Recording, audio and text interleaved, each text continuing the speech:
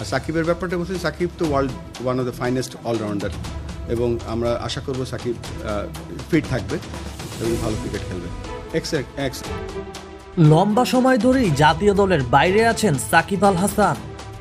ইতিমধ্যেই 2 ফরম্যাট থেকে অবসরের ঘোষণাও দিয়েছেন বাংলাদেশি এই অলরাউন্ডার। ওয়ানডেতে খেলতে চাইলেও দলে সুযোগ মিলছে না তার। অবশ্য ক্রিকেটীয় কারণের চেয়েও মাঠের বাইরের নানা কাণ্ডের কারণে এখন দলে নেই সাকিব।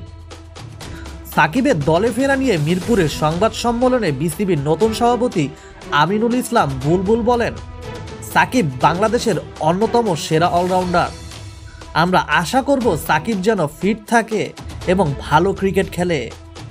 অর্থাৎ সাকিব যদি ফিট থাকে এবং ভালো ক্রিকেট খেলে তাহলে সাকিবকে অবশ্যই দলে নেওয়া হবে বলেই বার্তা দিলেন বুলবুল। সাকিবের এতদিন দলে না থাকার প্রসঙ্গে বুলবুল আরও বলেন, উপদেষ্টার সিদ্ধান্তের সঙ্গে এটার কোনো সম্পর্ক নেই।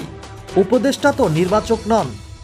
আমাদের ক্রিকেট বোর্ডের যারা নির্বাচক আছেন তারা এই বিষয়টা দেখবেন। আমাদের খেলোয়াড় নির্বাচনের একটা প্রক্রিয়া আছে এবং আমরা সেটাকে শ্রদ্ধা জানাবো। দেশের ক্রিকেটের উন্নয়ন পরিকল্পনা নিয়ে বুলবুল বলেন, দায়িত্বটা হচ্ছে বাংলাদেশের ক্রিকেট না, ক্রিকেট ইন বাংলাদেশের।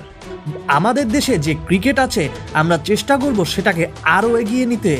আমি বিশ্বাস করি 11 জন ক্রিকেট খেলে না, বাংলাদেশের সবাই ক্রিকেট খেলে।